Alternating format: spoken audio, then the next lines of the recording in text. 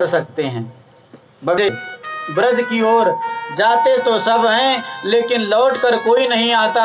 उनके साथ क्या हुआ कोई बताने वाला नहीं। महाराज ना जाने यह कृष्ण और बलराम हैं कौन। नारद जी ने कहा, कंस तुम बहुत बुद्धू हो। यह नंद के लाला नहीं, यह वसुदेव जी के लाला हैं। कंस कहता है, मैंने तो वसुदेव जी को कारागृह में बंद कर रखा था, फिर वह गोकुल कहां से पहुंच गए। कहते हैं, यह सब तुम्हारे अनजाने में ही हुआ है, और वसुदेव जी ने रातों रात उस कृष्ण को गोकुल में छोड़ आया है। तो महाराज अत्यंत क्रोधित हुआ और तलवार निकाल लिया कि आज मैं वसुदेव जी को खत्म कर दूंगा। मेरे साथ उसने विश्वासघात किया है। महाराज राक्षसों को, दैत्यों को आदेश दिया कि जाओ वसुदेव देवकी को पुनः पकड़ के कारागृह में बंद कर दो। अब महाराज सोचता है कि अब इन्हें कैसे बुलाया जाए। तो इनको अक्रूर जी याद आते हैं कि अक्रूर कृष्ण बलराम के चाचा जी लगते हैं, तो इनको भेजा जाए, यही उन्हें लेकर आएंगे और मैं यहाँ मथुरापुरी में मेला का आयोजन करूंगा और उसी में मल्ल युद्ध रखूंगा। इस प्रकार महाराज अक्रूर जी को बुलाया गया। अक्रूर जी आए दरबार में,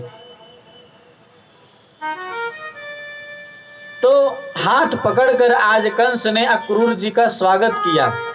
अक्रूर जी की धड़कन तेज हुई कि आज कैसे उल्टी गंगा बह रही है। इस व्यक्ति ने कभी हमसे आज तक ठीक से राम राम नहीं किया और आज हमारा स्वागत कर रहा है। कुछ तो गड़बड़ है, कोई स्वार्थी व्यक्ति है।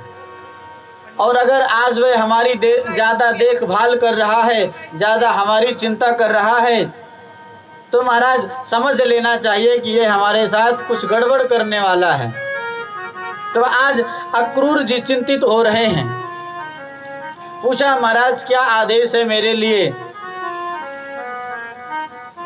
अक्रूर जी, कंस ने कहा कि तुम मेरा रथ लो और जाकर नंद के दोनों लालाओं को ले आओ। मैंने मथुरा में मेला का आयोजन रखा है। मैंने सुना है कि वह दोनों बहुत ही बलवान हैं। इसमें मल्ल युद्ध भी रखा गया है। उन दोनों का मैं बल पराक्रम देखना चाहता हूं।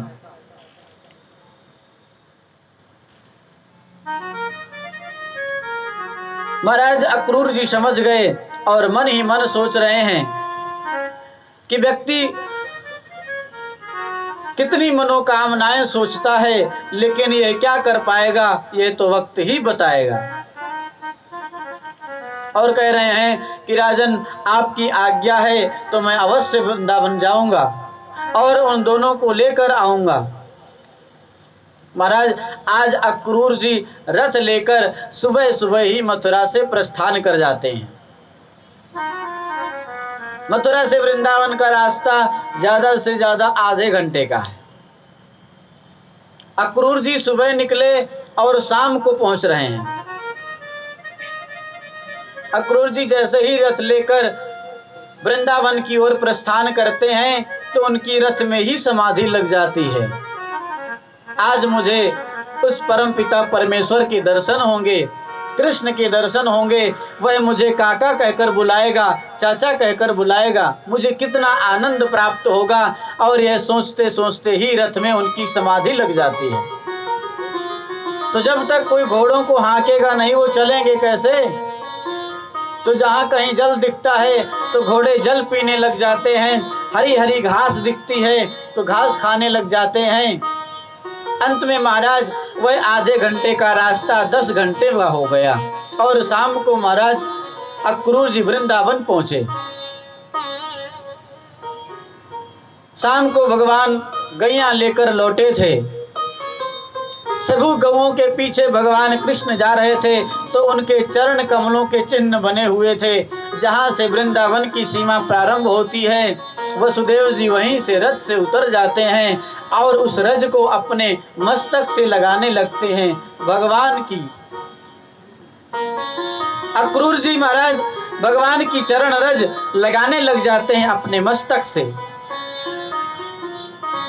और शाम के समय ही दुग्ध दुहने की बेला थी। उसी समय अक्रूर जी नंद भवन में पहुंच जाते हैं।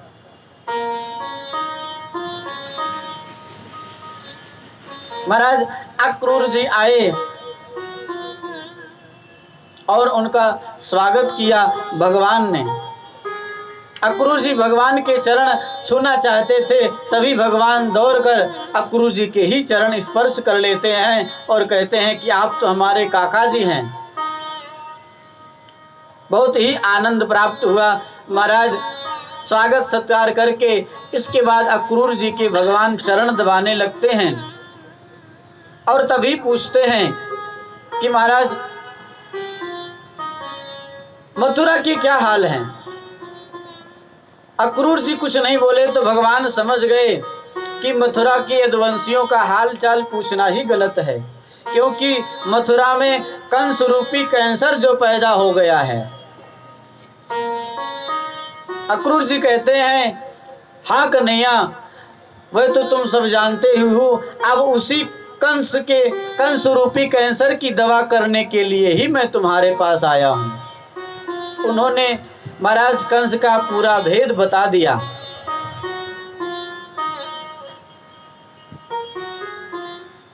अक्रूर जी महाराज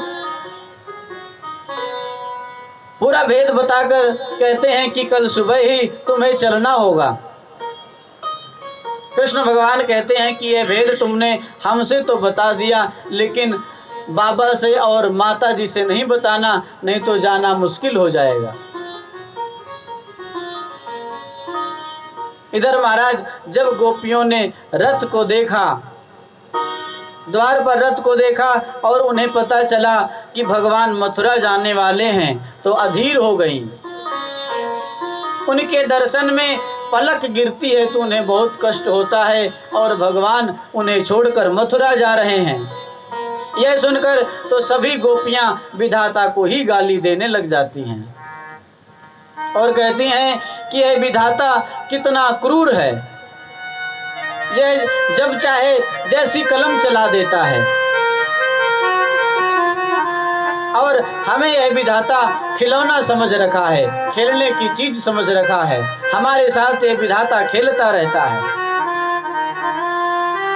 एक गोपी कहती है कि मैं तो किसी भी हाल में कन्हैया को यहां से नहीं जाने दूंगी। आपस में चर्चा कर रही हैं, कहती हैं कि मैं कल रथ के सामने लेट जाऊंगी, रथ को घेर लूंगी, लेकिन कन्हैया को मैं मथुरा नहीं जाने दूंगी। दूसरी गोपी कहती है, ऐसा करने से हमारी लोक लज्जा का क्या होगा। गोपियां कह रही हैं कि जब हमारे कृष्ण ही नहीं रहेंगे तो हम इस लोक लाज को लेकर क्या करेंगी। समाज जो कहना होगा कहता रहेगा, लेकिन हम अपने कन्हैया को नहीं जाने देंगे। इस प्रकार से चर्चा करते हुए महाराज पूरी रात बीत जाती है। कन्हैया की चर्चा ही कर रहे हैं, गोपियां सोती नहीं हैं और चर्चा करते करते ही रात बीत जाती है।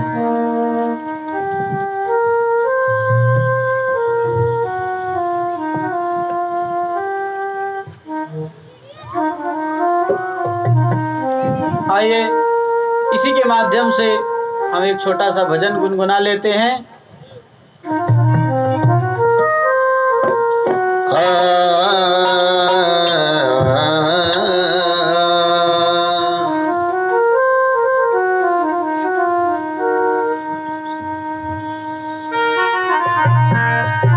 मथुरा को न जाओ कन्हैया,